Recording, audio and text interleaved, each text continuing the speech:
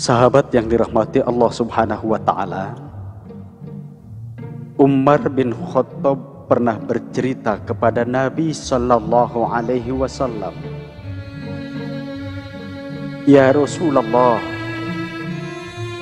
di kampung saya ada orang yang sangat baik dibandingkan dengan umat Islam lainnya. Bagaimana kebaikannya?" Tanya Rasulullah. "Sehari-hari kerjanya hanya ibadah di masjid. Pagi di masjid, siang di masjid, petang pun di masjid. Bahkan malam juga di masjid, ya Rasulullah. Apakah dia makan? Dia bukan malaikat, ya Rasulullah. Dia makan juga. Dia berpakaian? Masa ibadah dengan telanjang, ya Rasulullah? Lalu siapa yang menjamin makan dan pakaiannya?" "Orang-orang kampung," jawab Umar.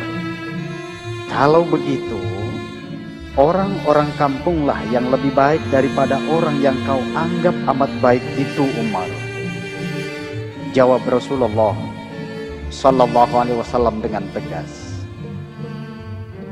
Sahabat yang dirahmati Allah Subhanahu wa Ta'ala,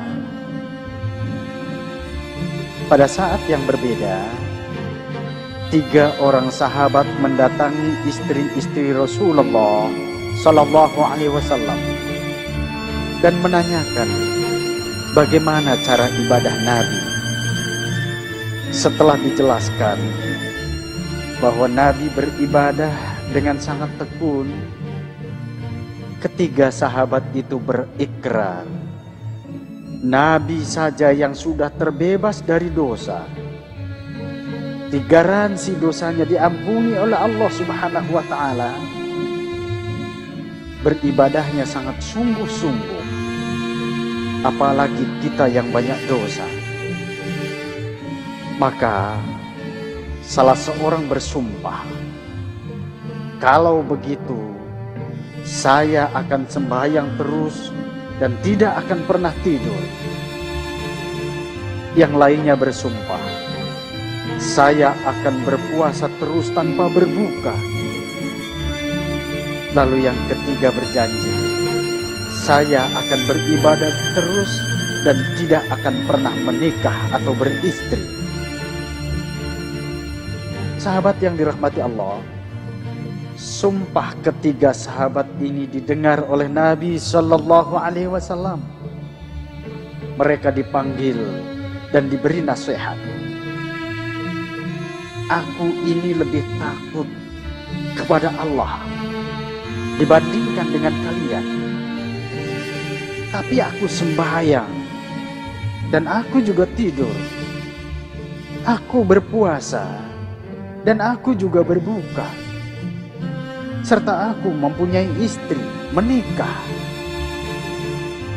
Memang bertakwa bukan berarti kita terpenjara dalam dogma, tanpa kesempatan untuk menikmati bagian kita hidup di dunia ini. Rasulullah Sallallahu Alaihi Wasallam pernah ditegur oleh Allah Ta'ala tatkala beliau beribadah berlebihan sampai lututnya bengkak-bengkak dan telapak kakinya melepuh. Maka turunlah pada saat itu juga surat Toha yang berbunyi, "Toha ma anzalna alaikal qur'ana litasqa." Toha, tidaklah kuturunkan Al-Quran ini kepadamu untuk membuat beban berat atas dirimu. Sahabat yang dirahmati Allah, takut kepada Allah tidak berarti takut menikmati karunia Allah yang halal sampai menyiksa diri dengan kehidupan sengsara.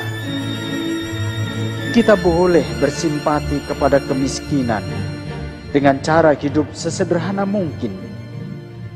Namun, tidak harus mengorbankan hak diri kita dan keluarga kita dengan mengajak mereka hidup untuk menderita. Sebab Islam datang untuk melawan kemiskinan dengan memberi kehidupan yang sejahtera, bukan menyatu dalam kemiskinan sehingga diri sendiri dan keluarga yang menjadi tanggungannya terlunta-lunta. Kepada Ibnu Mas'ud yang hendak mewariskan seluruh kekayaannya untuk sedekah tanpa menyisakan sedikit pun untuk anak gadisnya, Nabi bersabda, "Sahabatku, kau tinggalkan ahli warismu dalam kecukupan adalah jauh lebih baik daripada meninggalkannya miskin dan meminta-minta kepada orang lain."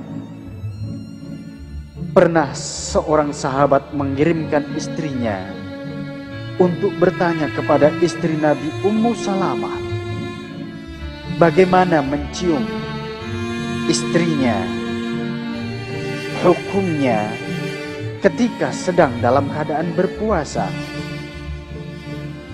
Ummu Salamah menjawab bahwa ia pernah dicium Nabi Shallallahu Alaihi Wasallam dalam bulan Ramadan dan pada siang hari. Setelah disampaikan jawaban itu, sahabat tersebut berkata, "Aku tidak seperti Nabi. Allah menghalalkan bagi Rasulnya segala yang diinginkannya."